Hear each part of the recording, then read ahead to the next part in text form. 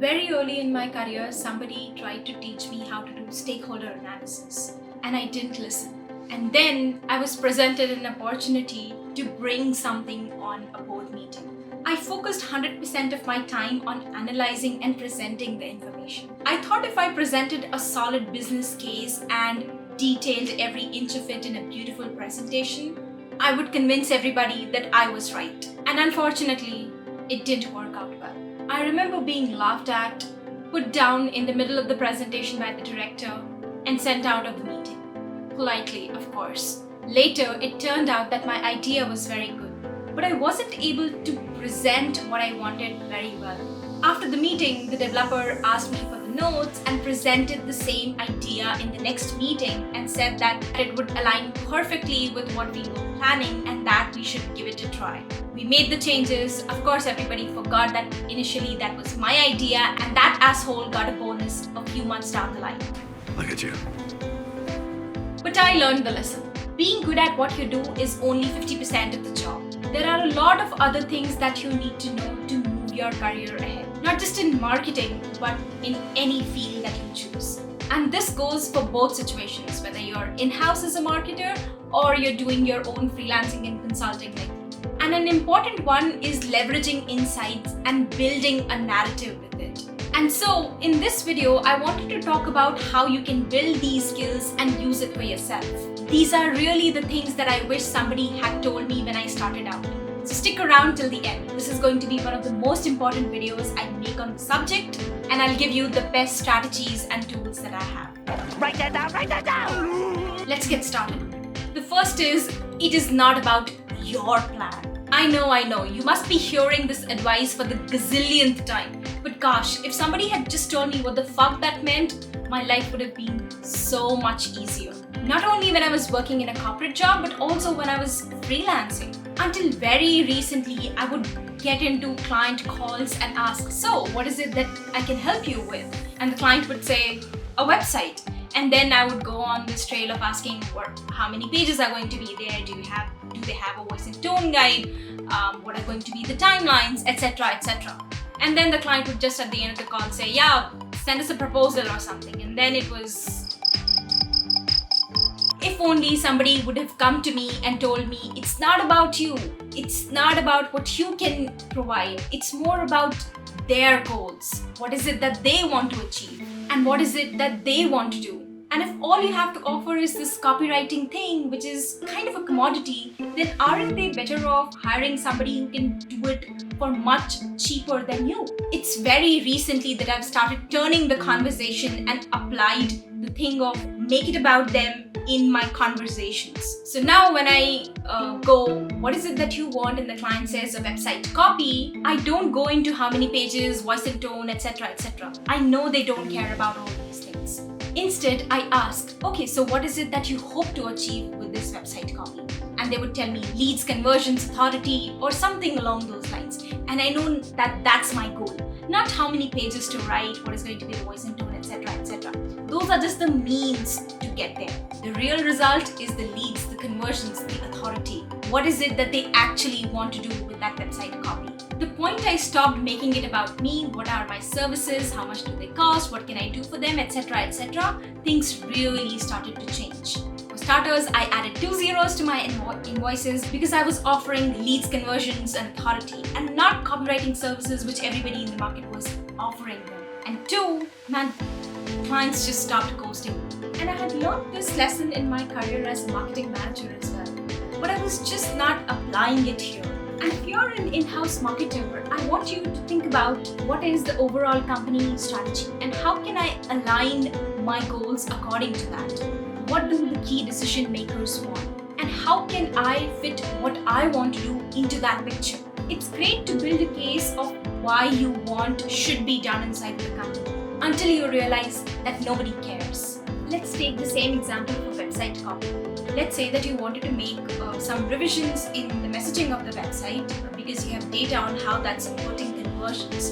Forgive me if this is a very simplified example, but let's say this is the case, then rather than approaching the CEO with hey, let's make a revision in the website so that we can do this, and this, you can pick up the goals for the quarter and then approach your CEO with something like, hey, I was just going through the goals that we have for the quarter and trying to break it down into actionable steps or milestones that we can hit. And based on the data that we have, even if we double our traffic, it seems that we might not achieve this goal. Or even if we would, I'm not sure if this is the timeline we should be looking at. And then the CEO might look worried and say something on the lines of, based on how we calculated things, this seemed doable. Or do you have any suggestions for how we can navigate around this? Or something along those lines.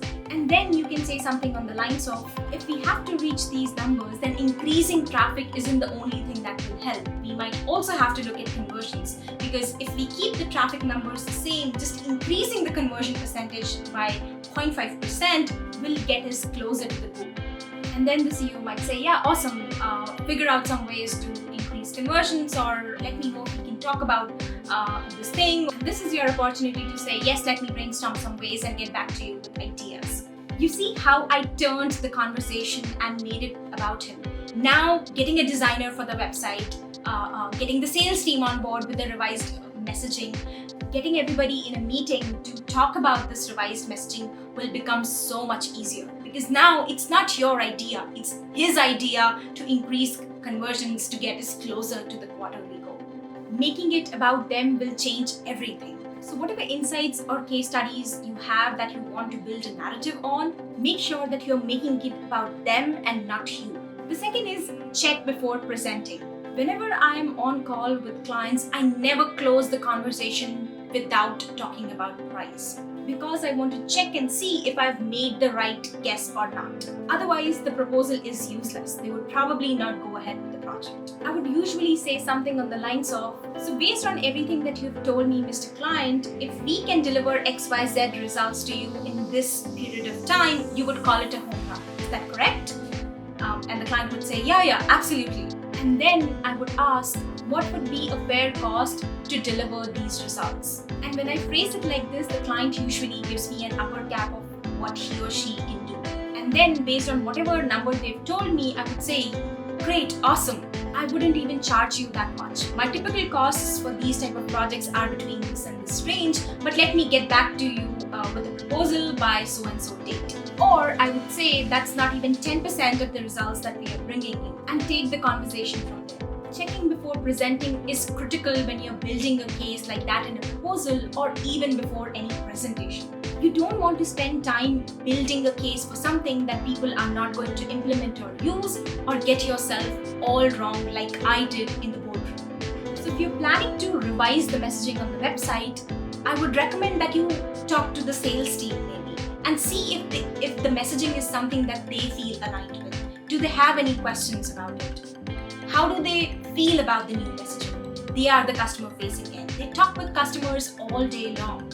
They would probably be able to tell you whether this message is something that they feel comfortable using in sales calls or not. You can even check with your CEO halfway in the process or with an outline to see if both of you are on the same page or not. So analyze all the relevant information, build a strategy, and gut check with decision makers before you present anything. Last and finally, pitch a transformation. When you are building a narrative, either inside of a company or with your clients, you have to follow a format. And that is that of setup, conflict, and the resolution. Again, I know you must have heard of this storytelling format a couple of times, but I'm not sure if you really understand what I'm pointing to. Let me break it down. Setup is the reality you have created, or the state the thing is in. Conflict is something that has happened that wants us to change that reality. And resolution is how things look like once the change has happened. In the first example, I could have just approached the CEO with the website change. But there is no setup there for the conflict. And I see so many marketers do this. They skip the context and move straight to what is the conflict and what is the change that's going to be there. In the second conversation, if I had just jumped to asking the client, hey, what's your budget for this? Or in a more polite way, what do you think would be a fair price for the project? without saying the line before that, which is, if we can deliver ABC results for you in this much period of time, then you would call it a home run, and getting an affirmation of that, then the conversation would have been very different. With that statement, I did a setup. That is, I showed him what was at stake before moving on to the question of price. Same thing when you're trying to present something. You have to first find a good setup and then move to the conflict and the resolution. So if you want to get some budget for a new customer support tool in the market, then rather than just approaching the senior leadership with, hey, we need budget for this customer support tool because we believe it can do awesome things for the team, etc., start with something on the lines of how the customer support team was doing great, how much revenue did it bring, what was the impact on the business, etc., until maybe the marketing team started to go full on Twitter and customers started placing requests from there. There was an issue that was escalated and you don't want this incident happening in the future, and you believe that this tool in the market can help you with that. And so the budget for the tool. You see, setup and then the conflict and resolution. So make it about them. Check before presenting and follow the format of setup, conflict and resolution. And build your deck only when you know that everybody is on the same page. And keep it to less than 10 slides. If you followed all the steps that I mentioned earlier, then you wouldn't really need more than 10 slides to present what you want to. Because at this point, the presentation or the proposal is just a sign-off meeting. I hope this was useful. If you enjoyed watching this video, you might also want to check out mistakes that every B2B marketers make and how to avoid them here. Thank you for watching. This was Mring, and I'll see you in the next video.